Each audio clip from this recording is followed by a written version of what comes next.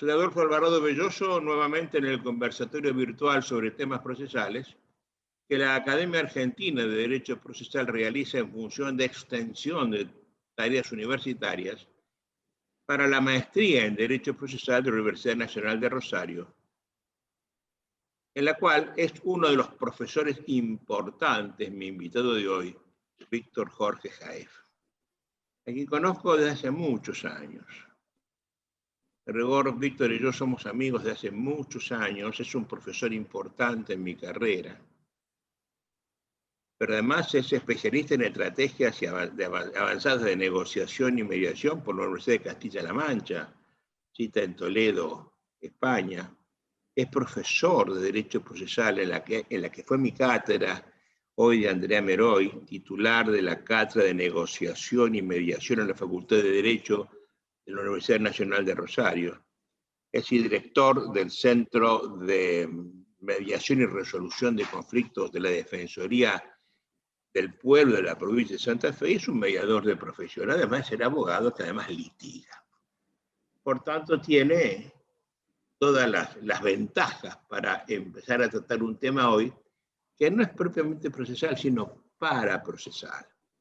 Yo lo he convocado a Víctor para que hablemos de la mediación en general, de la mediación judicial, intraprocesal, previa al proceso, por los jueces o sin los jueces. Yo, para presentar el tema, y para quien no está al tanto de lo que estamos hablando, creo que el contenido de la asignatura mediación se ha desmadrado en los últimos años, en rigor, de la creación misma de la asignatura en los lugares donde se enseña. Procesalmente hablando, en una teoría general del proceso, la mediación es de las formas alternativas del proceso. Pero yo creo que es al revés. Y para eso déjenme explicarle el pensamiento mío frente al tema. Si Víctor y yo estamos en un conflicto, la última alternativa que nos presenta la civilidad es el proceso judicial. Y como nos está prohibida usar la fuerza, porque no se puede ejercer la fuerza en la solución de los conflictos porque es ilegítima, ambos somos particulares, la idea generalizada es que yo puedo solucionar un conflicto conciliando mis intereses, antes o durante el pleito. Si lo hago antes del pleito, yo tengo tres formas imaginables desde la lógica formal para tener un conflicto entre dos. Si Víctor y yo estamos en pleito porque yo pretendo y él resiste, esto se termina en forma autocompositiva directa. Si yo renuncio al total de mi pretensión, esto se llama desistimiento. Si Víctor renuncia al total de su resistencia, esto se llama allanamiento. O si nos hacemos renuncias recíprocas y parciales, negociación mediante, cosa que termina una transacción donde los dos ganamos porque los dos perdemos y los dos perdemos porque los dos ganamos. Es decir, la inteligencia de Víctor y la mía, si no somos necios, somos de buena fe y queremos solucionar el problema, nos permite discutir, negociar una solución que termina de las tres vías que acabo de decir. O renuncia uno, o renuncia el otro, o hacen renuncias recíprocas y parciales. La segunda vía es cuando él y yo no tenemos una cierta terquedad o necedad, que no llegamos a una solución en forma directa. Podemos lograr la autocomposición en forma indirecta mediante la ayuda y la presencia en el conflicto de un tercero. Un tercero es que no es primero ni segundo, es decir, no es pretendiente ni resistente. Se encuentra en situación de terceridad, es ajeno al problema. Ese tercero puede actuar de tres formas distintas, si lo miran con la lógica formal. Uno, se para al lado de los contendientes, Víctor y yo en el caso, y nos hace ver los inconvenientes de continuar en el estado conflictivo. Es lo que pasa con el buen amigo del matrimonio desavenido. Le toca la fibra íntima a cada uno de ellos, pero si la querés a tu mujer, porque los chicos sufren, vos te das cuenta de todo lo que puede pasar. No le propone soluciones, no soluciona nada. Simplemente les toca la fibra íntima a cada uno para ver si ellos termina en su posición de terquedad y termina por la vía del allanamiento, del desistimiento de la transacción. A esto, la técnica procesal le llama amigable composición, no a otra cosa. Después las leyes confunden los términos, llaman una cosa a la otra a la una, pero esto es la amigable composición, lo que hace a uno sin proponer soluciones y sin resolver nada. La segunda posibilidad es un poco más. Y entonces, en lugar de contentarse con tocar la fibra íntima de cada uno, ahora les propone soluciones. ¿Qué tal si vos haces esta cosa? ¿Qué tal si haces esta otra cosa? El ejemplo paradigmático del buen mediador fue Monseñor Zamoré en nuestro conflicto con los chilenos, Argentina y Chile, que el enviado papal conversó con los dos dictadores de entonces, Videla y Pinochet, propuso 100 y pico de soluciones, que ambos eran libres de aceptar o de rechazar. Recién en la 115ª oferta, los dos aceptaron. Y estando ya la tropa extendida sobre la cordillera de los Andes, bajaron los decibeles y entonces la guerra no se declaró. Eso se hizo en función de establecer los límites de unas islas del sur, la Picton, la Lennox y no sé cuál otra. Si hoy se mira cómo es la viborita que se hizo el límite entre ellas, se va a dar cuenta de por qué hubo tantos problemas de ahí y de vuelta en la aceptación de la solución. Y las partes son libres de aceptar la solución. Y si la aceptan, esto termina por la vía del allanamiento, del desistimiento de la transacción. Pero puede ser hasta acá todo autocompositivo, en forma directa o indirecta. Todo tiene una conciliación. El género es la conciliación. Y yo ahora dentro de la conciliación me concilio por allanamiento, por transacción, etc. Entiendo que la negociación es parte de todo esto, particularmente de la transacción, donde hay pérdidas y ganancias recíprocas. Cuando todo esto no es posible, puede ser que tanto Víctor como yo deseemos eludir al Poder Judicial y entonces generemos un juzgamiento privado. Ungimos como juez a un particular que no es juez de derecho ni está vinculado al Estado. Ese particular puede actuar de dos formas, como árbitro o como arbitrador. Lo que hace el árbitro se llama arbitraje, lo que llama el arbitrador se llama arbitramento, todo se llama lo arbitratorio. Y acá, Víctor y yo, si decidimos ir a lo arbitratorio, podemos pactar todo, el procedimiento, el lenguaje, el derecho a aplicar, las soluciones, cómo se van a tomar, en qué plazo, el nombre de los árbitros, sus remuneraciones, podemos pactar todo, porque estamos dentro del terreno de lo absolutamente transigible. Lo que no es transigible no es sometible a arbitraje. Cuando esto lo hacemos, es claro que el árbitro acá va a resolver. La palabra resolver significa acto de autoridad, implica un acto de autoridad. Por tanto, ni el mediador resuelve nada, ayuda a solucionar, no a resolucionar nada. El amigable componedor tampoco resuelve nada, ayuda a solucionar. Pero acá el tercero, ungido como árbitro, como arbitrador, va a resolver porque está actuando en calidad de autoridad para las partes y elegidas por ellas, y ellas prometen someterse a lo que el tercero diga. Es claro que esto es una heterocomposición, porque la solución la dirime un tercero. Pero atención, yo sigo colocando esto en función de las tareas autocompositivas, en razón de que nadie me podrá negar que para llegar al arbitraje hace falta un concierto de voluntades de las partes. Ponerse de acuerdo en quién será el árbitro, dónde será el arbitraje, cuál será la lengua, el derecho aplicable, la forma de probar, etc. Es un pacto entre las partes, ¿no? Entonces, de vuelta, la idea es conciliar los intereses. Para eso lo hacemos en forma directa, desistimiento, allanamiento, transacción, o en forma indirecta, ayudados por la mediación o la amigable composición, o en su caso, ya la primaria autocomposición, elección del árbitro, se convierte en una heterocomposición, resolución del conflicto. Y ahora sí, le utilizo la palabra resolución.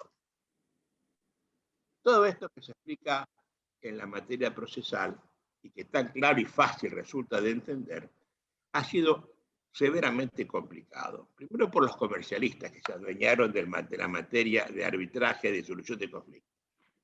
Segundo, porque cuando se abrió la posibilidad de que esto se mediara en el país, sacaron chapa de mediadores arquitectos, martilleros, corredores inmobiliarios, algún médico, psicólogos, de todo el mundo fue a estudiar eso, y a todo el mundo se lo empoderó para actuar como tal, a tal punto que hemos llenado de mediadores el país, de los cuales muchos de ellos no están preparados porque no conocen las técnicas necesarias para actuar y no saben qué es lo que están haciendo en función de qué. Ellos están diciendo que en definitiva esto es una alternativa del proceso, es exactamente al revés. Nadie se mete en un pleito inicialmente, que es un terrible zafar, un peligrosísimo zafar del cual es fácil entrar pero muy difícil salir, porque sí. Yo, si estoy en pleito con Víctor, le mando primero un amigo, un telegrama, una llamada telefónica, intento una solución, y cuando no tengo más formas que o le pego, lo mato o soluciono, voy a la última alternativa que me da la civilidad, que es el juicio, el juicio público, ¿no? El proceso judicial. Esto nació, yo tengo edad para recordarlo, por ineficacia de los tribunales. La notable ineficacia de los poderes judiciales hizo que fuera el menester que apareciera 30, 40 años atrás, no más de eso, la necesidad de empezar una tarea conciliatoria previa. Que las leyes se las pusieron a la cabeza de los jueces. Los jueces no están preparados para ser conciliadores. Nadie los preparó para eso. Nadie les enseñó las técnicas adecuadas, ni cómo se actúa entre amigable y componedor o actúa como mediador, ¿no? Actualmente hay estudios serios. Víctor Jeffs es uno de los que capacita en esto, es formador de formadores. Ha tenido una participación estelar en Panamá, donde fue catalogado como formador de formadores panameños. Y además, es muy buen docente en la materia. Es los docentes que es generalmente aceptado. La gente lo busca, le encantan las clases con Jaef. Bueno, he hecho un largo exordio, mi querido Víctor. Te doy la más cordial bienvenida a esta que es tu casa. Esta es la parte de la maestría, vos sos profesor en ella. Y quiero que conversemos un poco de lo que es la mediación propiamente dicha. Voy a hacer algunas preguntas puntuales y después te voy a contar voy a preguntarle cuál es tu opinión acerca del resultado. Si están capacitados, si están bien pagos, qué es lo que está pasando en el submundo de la mediación judicial, ¿no? Entonces, te doy la más cordial bienvenida, te lo reitero, y me gustaría escucharte primariamente a partir de que nos digas de qué hablamos cuando hablamos de mediación. Víctor, te escucho con toda atención. Bien, gracias por la invitación. Y fue muy clara tu exposición inicial y tu clasificación de los medios, de los distintos medios alternativos de resolución de conflictos, como se definían antes. Hoy, con el concepto de más medios adecuados. Es cierto, y muy bien lo decías, que la última alternativa debería ser el proceso judicial cuando todo lo demás fracasó. Hay una confusión generalizada hoy entre los mismos mediadores que van confundiendo, tal como vos definías, la amigable composición con la conciliación, incluso hasta con el arbitraje. Y entonces termina siendo una mezcolanza que hace que se confundan los mediadores y se confunda también a los usuarios del sistema. La mediación pura de laboratorio está definida así como este medio adecuado de solución de conflicto con el tercero imparcial independiente que conduce el procedimiento para que las partes puedan por sí mismas autocomponer el conflicto intersubjetivo de intereses. La idea, tal como está pensada, es que no haga propuestas, pero tampoco un montón de otras cosas que hoy los mediadores, por desconocimiento de la tarea que deben realizar, terminan realizando. Permitivo una interrupción, Víctor. Sí. A ver, la imparcialidad, ¿hacia la esencia de la tarea? Definitivamente sí. Lo que no vamos a poder lograr en el mediador es la neutralidad.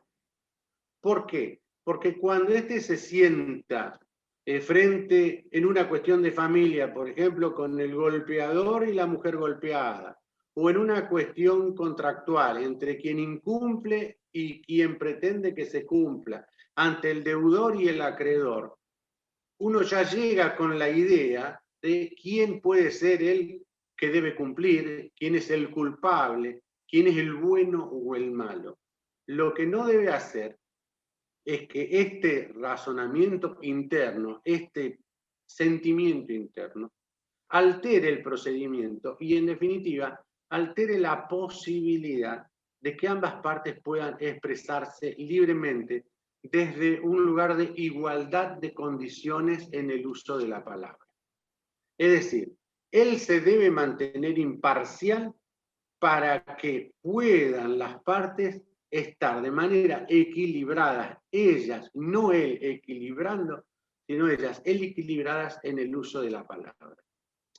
Esto no quiere decir que todo el mundo se vuelva igual y que desaparezcan las diferencias que existen en la vida real, pero lo que tiene que hacer el mediador es darle la posibilidad de que expongan libremente, que no haya un condicionamiento por una sensación de superioridad o de inferioridad de uno sobre el otro.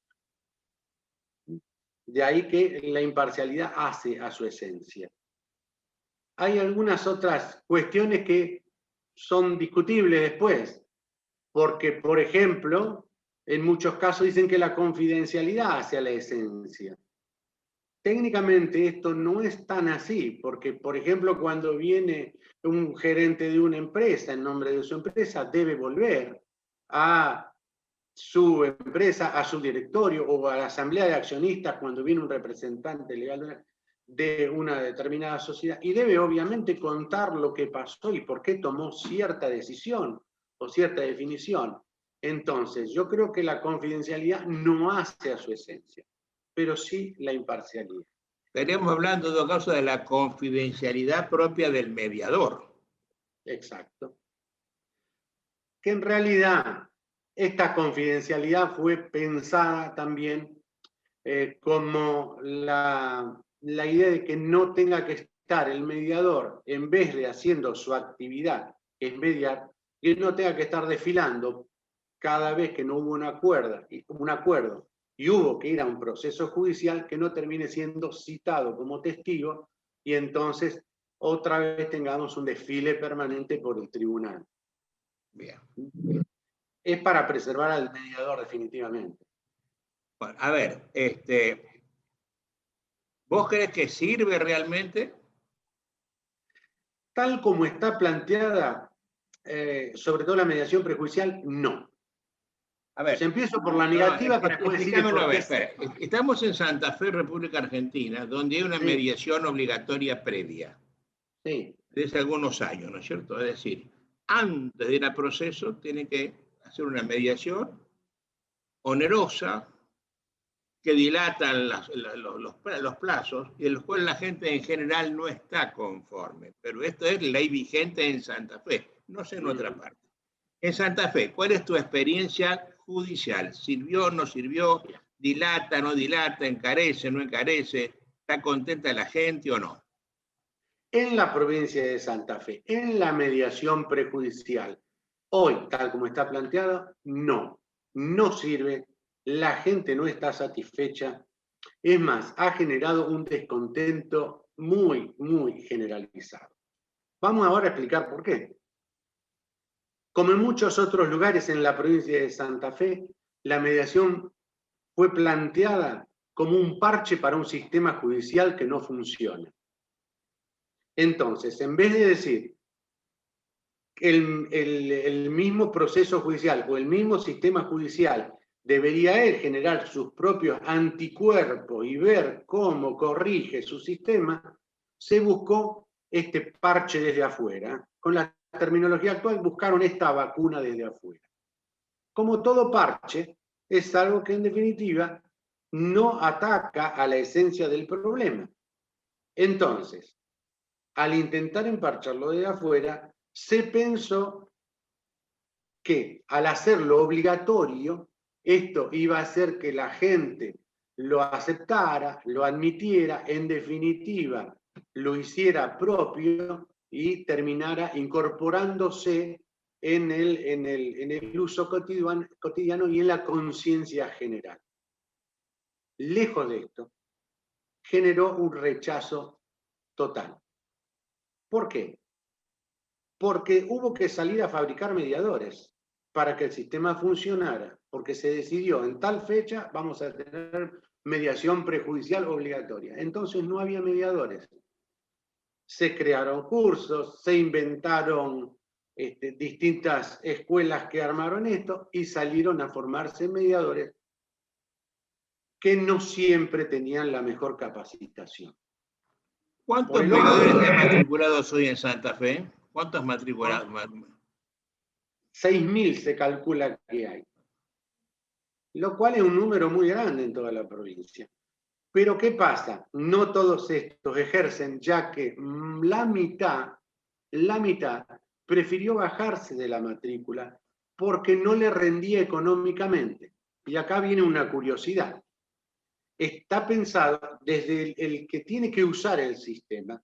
Se piensa que la mediación es algo muy onerosa, además de que dilata en el tiempo porque se impone como paso procesal previo y obligatorio. Más allá de esto del tiempo, es criticada por el costo.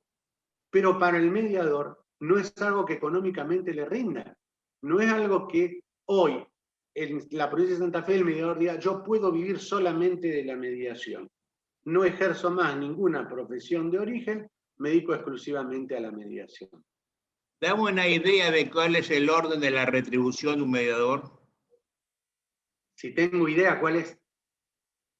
¿Cómo no? Se paga en función del jus. Actualmente el jus está en 5.300 pesos, hoy acá en la provincia.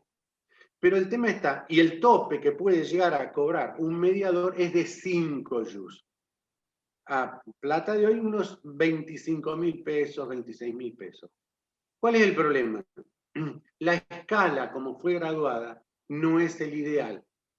Porque, por ejemplo, en una mediación donde han pasado 3 millones de dólares en la discusión, la retribución tope, el máximo que se puede cobrar en esa mediación, y se podría haber cobrado, fue de 25.000 pesos. Pero por el otro lado, el mínimo... A ver, Víctor, para quien nos está escuchando, esa cifra es aproximadamente $130. Así es. Más o menos. Pero ¿cuál es el problema? ¿En qué varía? ¿Cuál es la pauta de definición entre el mínimo y el máximo, entre los 2 jus y los 5 jus? El mínimo es 1. Y el máximo el 1 y el 5. ¿Cuál es la pauta de atribución? Bien, este es el problema, que está fijado hasta X monto 1 por encima de estos dos, en una escala que hace que la mayoría de las mediaciones queden en un jus. Pero hay algo más que lo complica. Si las partes no van, el mediador no trabajó técnicamente, solamente hizo las notificaciones y de todas maneras tiene derecho a cobrar un jus. Ahí es donde lo vuelve injusto, porque tal como está planteado, muchas veces el requerido no va y el requirente tiene que pagar de todas maneras por un servicio que no se prestó y este jus. Ahí es donde viene la crítica de que se volvió oneroso por un servicio que no se prestó. Ese es el problema. Y de ahí viene la crítica de los abogados, fundamentalmente, que dicen no sirve. ¿Alguien habla de justicia Es el para pobres o concepto. justicia para ricos? En la crítica. Es una crítica muy generalizada, es cierto. Pero me acuerdo, teníamos un ministro de Economía acá en la Argentina que decía, me critican tanto los ricos como los pobres, los empresarios como los empleados, así que debo estar haciendo las cosas bien, decía en aquel momento. En realidad es una crítica que cae por sí misma. Quienes la critican de que es justicia para pobres, dicen que es algo que me sirve para el perro que ladra, para los conflictos entre vecinos, para cuestiones de humedad en un inmueble. Y es cierto que ahí funciona y muy bien. Muy bien. ¿Por qué? Porque son casos en los cuales muchas veces se tiene que mantener la relación entre las partes. Estos vecinos, a menos que uno tenga pensado mudarse, se gane alguna lotería y entonces pueda acceder a otra vivienda, va a seguir viviendo ahí. Y entonces, cuando yo tengo que mantener las relaciones entre las partes, es verdad que esto es ideal. Y por eso se le dice que es justicia para pobres. Oye, yo tengo la impresión de que tu labor en la Defensoría del Pueblo de la provincia ha sido muy, muy importante, muy proficua. Precisamente en estos casos como me estás hablando, ¿no? En que es imprescindible hacer el problema del ligustro, el problema de los vecinos, el de la humedad de las paredes. Esto en general se arregla, ¿verdad? En sede administrativa de mediación. Así es, en los centros de mediación comunitarios, como el de la Defensoría del Pueblo, que además es gratuito y voluntario, tenemos niveles y estadísticas de acuerdo que son superiores a cualquier otra cosa que se nos pueda ocurrir. Nuestro promedio en el centro de mediación está alrededor del 80%. Y en algunas materias llegamos hasta el 90 y 95%. Dame una idea de cuántos problemas son mediables ahí en la Defensoría, en el Centro de Mediación de la Defensoría del Pueblo. Muchos, pocos, cientos, miles. Estamos solucionando, o se están pidiendo al menos, en el año pasado tenemos una estadística de 650 casos, de los cuales llegamos a acuerdo en un 82%. Vuelvo, juega muy a favor el hecho de que es voluntario, que entonces cuando la gente viene, realmente quiere acordar. Oye, son más de 3 casos por día hábil, ¿no? Son más de 3 casos por día hábil. Es importante, me parece, la solución, ¿no? Sí, sí, lo es. Pero para que terminemos de ubicarnos, en el sistema judicial tenemos un 20% de acuerdo. De ahí ratifico lo que vos estabas planteando antes y que hemos charlado recién. La prejudicial obligatoria no sirve, no me descomprime, ni siquiera como parche, no me descomprime el tribunal. No sirve para eso. Porque está mal. Contame, Víctor, ¿cómo ves vos el rol del abogado de parte durante el procedimiento de mediación? El abogado de parte como no entiende esta figura, no entiende qué es lo que está haciendo, lo está viendo como, lo ve al mediador sobre todo, ¿no? Al instituto de la mediación y al mediador, lo ve como un enemigo que quiere quitarle dinero de su bolsillo. Entonces desde ya entra mal predispuesto, entra, incluso muchas veces entra agresivo, entra con un total descreimiento del procedimiento del cual va a participar y entonces es absolutamente no colaborativo. no le podemos echar toda la culpa al abogado, sino que tenemos que tener en cuenta que nunca fue formado tampoco en esto. No fue formado para la mediación, fue formado para el litigio, fue formado para pelear. Hoy sí, le preguntamos a cualquiera, ¿qué entendés por un abogado exitoso? Te va a decir alguien que haga mucho dinero y destruya al otro. No me van a decir alguien que evita que el conflicto escale, alguien que evita que las partes vayan a juicio, alguien que preserva a su cliente, a su empresa, a quien sea, de tener que transitar el proceso judicial.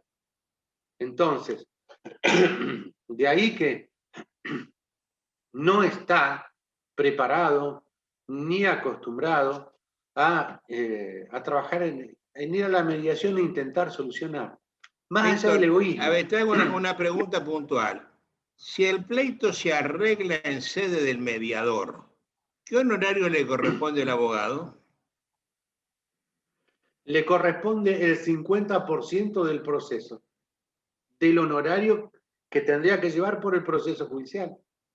Terminado. No es malo. No es Exacto, no es malo, para nada. Lo que pasa es que yo tengo que entender que me conviene llevar adelante 5 mediaciones al mes y no llevar adelante 5 juicios que los voy a cobrar quizás dentro de 3, 4, 5 años. si lo cobra. Pero como está mal entendida, te voy a contar una experiencia personal donde me tocó ir como abogado de parte a una mediación. Era una cuestión de una locación de un inmueble. Y mi cliente, el propietario, no quería problemas, dijo, está bien, nos vamos a allanar a todo lo que quiere el inquilino.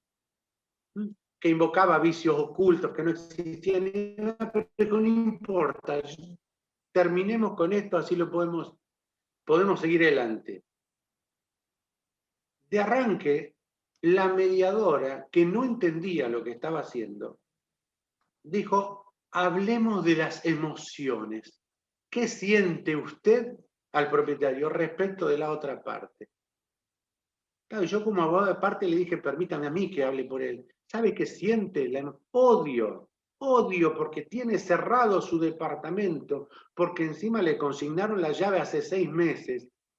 Esta señora jubilada complementa su jubilación con el ingreso de este inmueble y no lo puede disponer. Entonces, ¿qué pretende?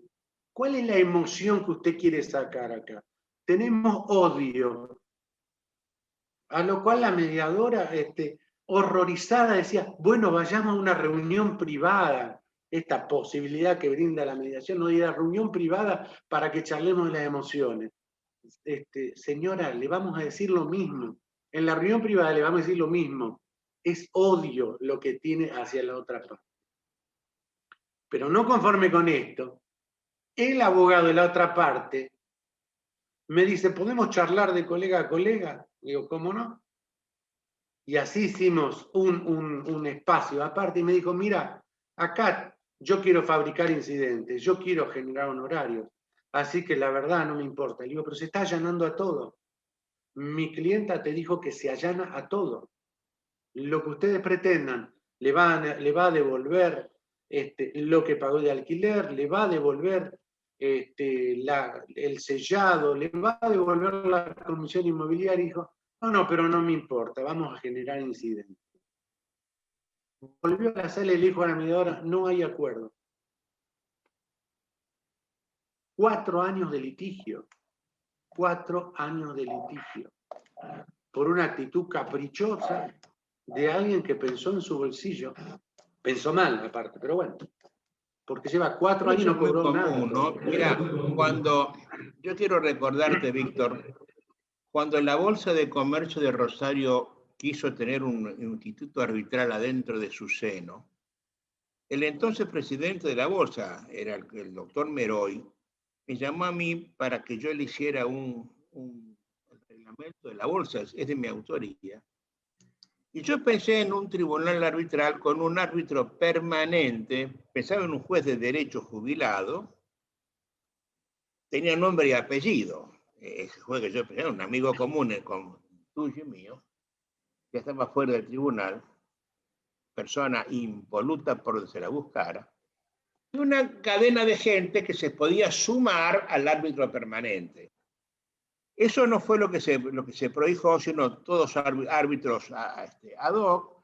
Hizo una lista de varias personas, todos comercialistas o civilistas, ninguno procesalista.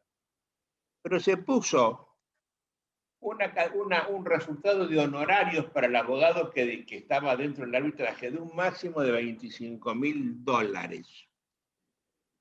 De cualquier cosa de 1 a 25.000.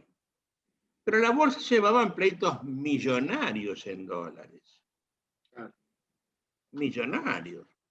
Y entonces cuando vos tenés un pleito que es judicial de $1 millón, que en lo judicial vos tenés un derecho a un honorario de 100.000 en primera instancia, 50.000 en segunda, 30.000 en tercera si la tenés, la bolsa te limita a 25.000 al resultado que tengas. Entonces, ¿quién es el primer interesado en que esto no funcione? El abogado. Que es el que lo desactiva, lo que te pasó a vos, ¿no es cierto? El abogado creyó que ahí tenía un venero inagotable de honorarios para él, y hay mucha gente que piensa así, ¿eh? Y la prueba está que te estoy contando que el pleito, que el arbitraje de la bolsa no funcionó durante muchos años, y cuando mejoraron, lo que mejoraron desde el horario, la cosa empezó a funcionar en algo, pero siempre sigue, son números inexistentes, ¿eh? En la bolsa de Buenos Aires, en la de Rosario, el arbitraje del Colegio de Abogados de Rosario, no existen en números frente a los 55.000 o los 240.000 pleitos que se inician, ¿no? Bueno, contame por favor, ¿qué opinás de los cursos de formación de mediadores? ¿Quién los hace? ¿Dónde se hacen? ¿De qué trata todo esto? ¿Y qué han hecho los colegios de abogados en la promoción y en la difusión de estos medios de mediación? Tal como recién hacíamos una pequeña mención, cuando salió la ley, hicieron falta mediadores que pudieran cubrir toda esta, supuestamente, esta ola de conflictos y de juicios que iban a pasar por la mediación previa. Entonces, se empezaron a dictar cursos por todos lados. Por todos lados quiere decir fundaciones, academias, institutos privados, el mismo colegio de abogados. Pero en realidad no había un verdadero contralor. Se creó un organismo con un nombre muy curioso en la provincia, que era la Dirección Provincial de Desjudicialización de la Solución de los Conflictos Interpersonales. Ah, la puta, repetímelo, por favor. A ver. ¿Cómo era? Repetilo, todo entero. No había terminado, ¿eh?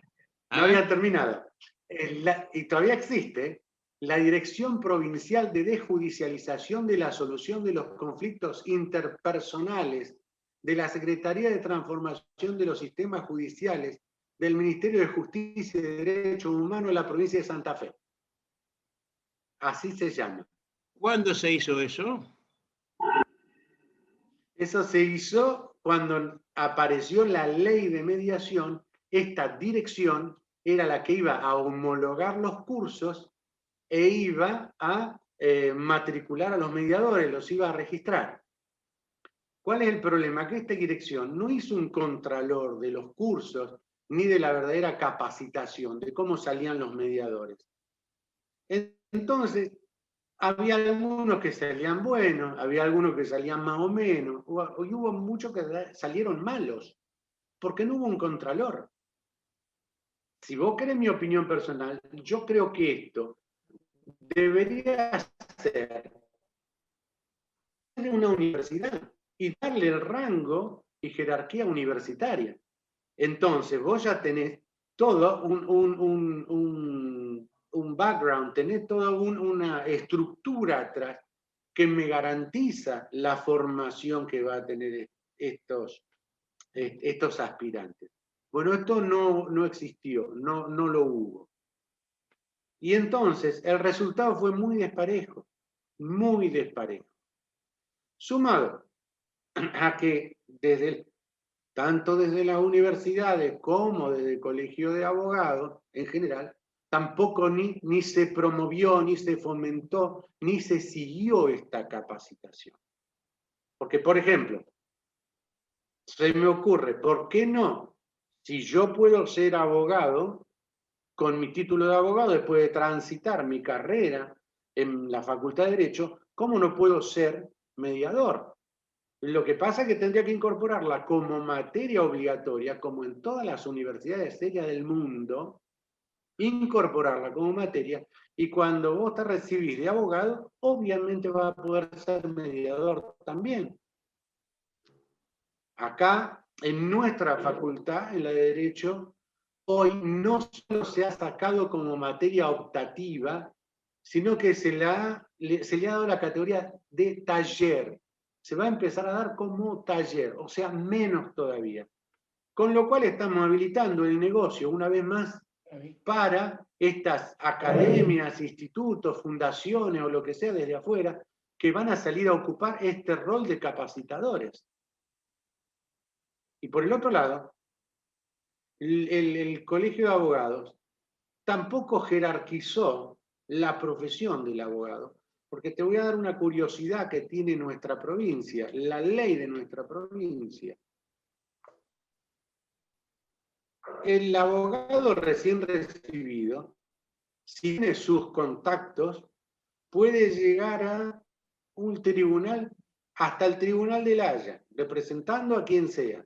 Puede ser abogado de Aerolíneas Argentinas ante cualquier reclamo. Y litigar ante las cortes del mundo. Pero no se le permite. Exacto. Pero no puede, aún con su capacitación en mediación, aún con estas 150 horas que le exige la dirección provincial, etcétera, etcétera, no puede ser mediador hasta que no tenga 3 años de ejercicio profesional. Un absurdo total. No puede sentarse ante dos partes en un pie de perfecta igualdad, que además la misma ley obliga que vengan con sus propios abogados, que son quienes hacen el control de legalidad del convenio al cual podrían llegar.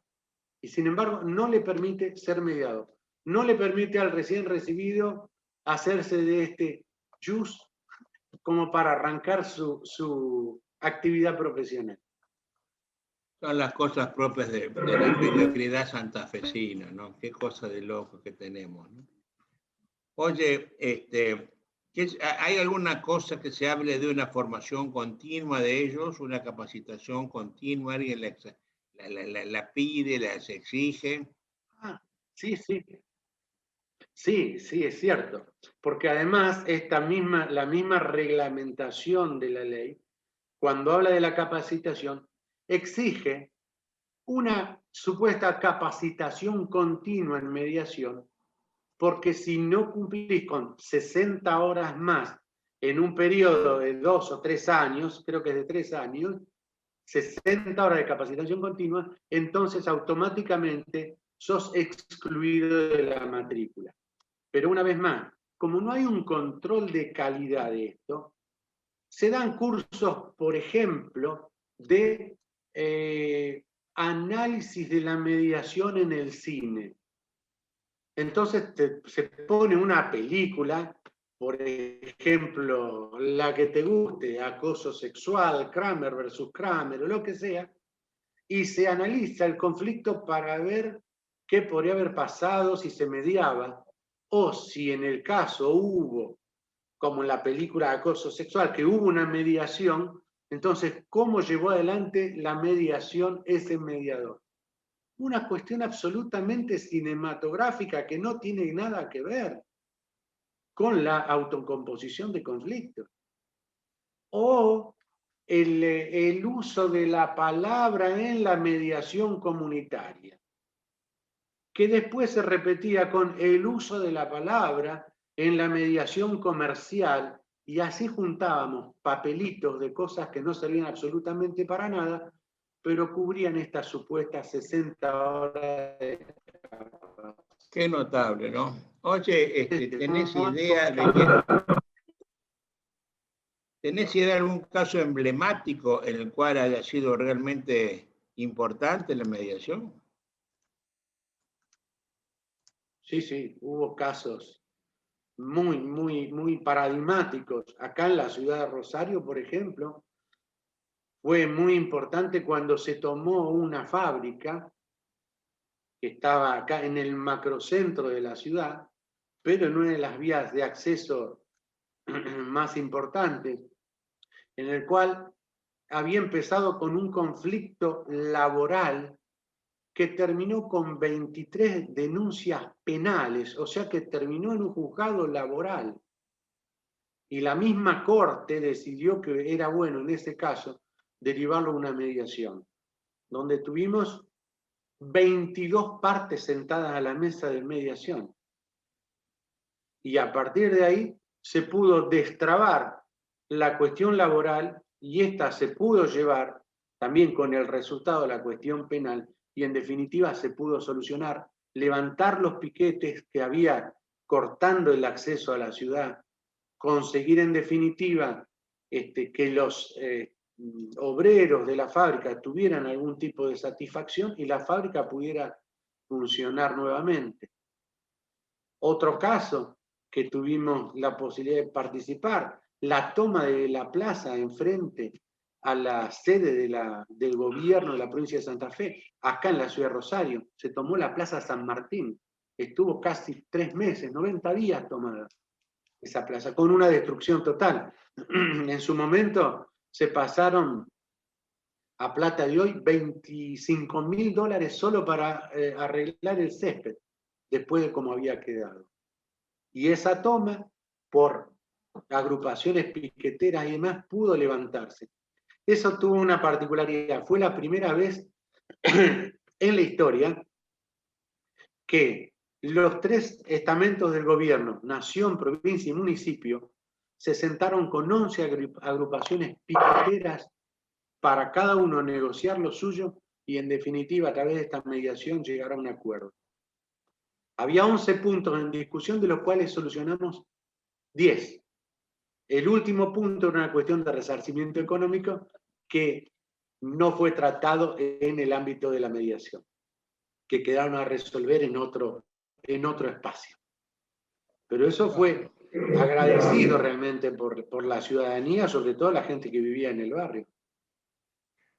Oye, Víctor, yo soy testigo presente, soy consciente de que vos has tenido una destacadísima participación para implementar lo que el entonces ministro Héctor Superti habló de la mediación penal. Yo sé que en lo penal en Santa Fe, pionera en la provincia, se hicieron cosas muy importantes, que hoy se llamaría justicia restaurativa, porque una mediación penal, en definitiva y en esencia, termina en un arreglo civil. Estamos civilizando el proceso penal porque en sede penal, si el imputado pide perdón y devuelve la bicicleta, por ejemplo, no habría punición para el ladrón, ¿no es cierto? Contame qué experiencia te recordás vos de todo eso y ¿qué podrías decir de eso? La mediación penal, ¿cómo resultado? ¿Funciona? ¿Sigue funcionando? ¿No? Etcétera.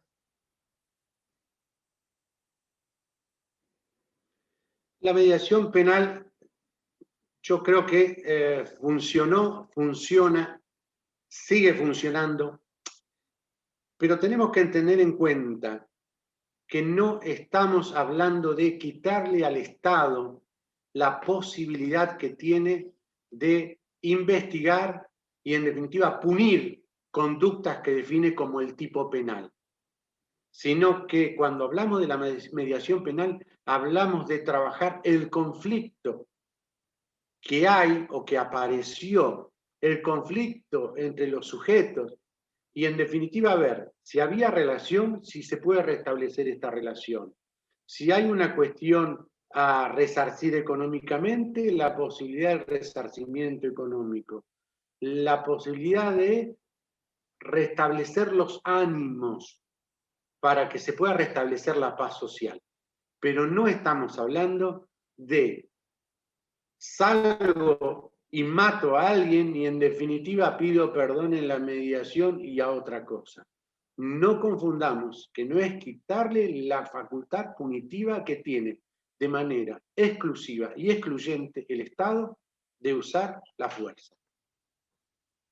Está bien. Víctor, ya llevamos más de una hora conversando. Me pareció, hemos dado alrededor de la mediación. Me parece mucho una charla muy práctica, crítica. Me ha gustado la evolución de la conversación. Estoy conforme con ella. Te doy un minuto final para que des una opinión, una expresión de deseos acerca del métier tan particular tuyo. Y después cortamos. ¿Cómo no?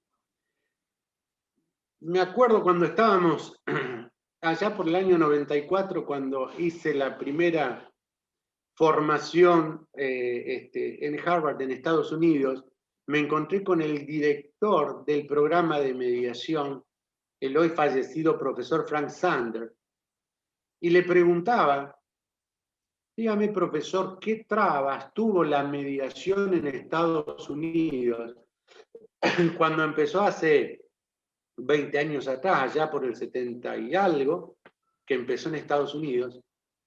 Y me dijo, el problema fueron los abogados y los jueces que no entendieron la mediación y pensaron que si ésta prosperaba y funcionaba, iban a perder dinero y poder, algo que ninguno de los dos quería aceptar. Entonces le digo, bien, han pasado 20 años desde aquello, en aquel momento 20 años, hoy ya vamos para los 40 años de mediación, y la pregunta que le hice en aquel momento, le digo, bueno, ¿y hoy cuál ve usted que es el problema o el inconveniente para que la mediación se instale definitivamente? Y me contestó, el problema son los abogados y los jueces que no entienden de qué se trata la mediación y piensan que se les afecta su bolsillo o su poder. Hasta que no entendamos de qué se trata y no lo apliquemos realmente, no va a prosperar, no va a avanzar. Pero la responsabilidad está en todos nosotros los que nos encargamos, los que la ejercemos y que tenemos que difundirla y hacer que quienes estén en condiciones de hacer esa difusión realmente efectiva la hagan. Basta que haya quien quiera escuchar. Que ya es difícil, que ya es difícil. Víctor, Sí, querido, sí, un abrazo fuerte con todo mi agradecimiento. Hasta pronto y hasta siempre. Me despido de vos. Un gusto, como siempre. Muchas gracias.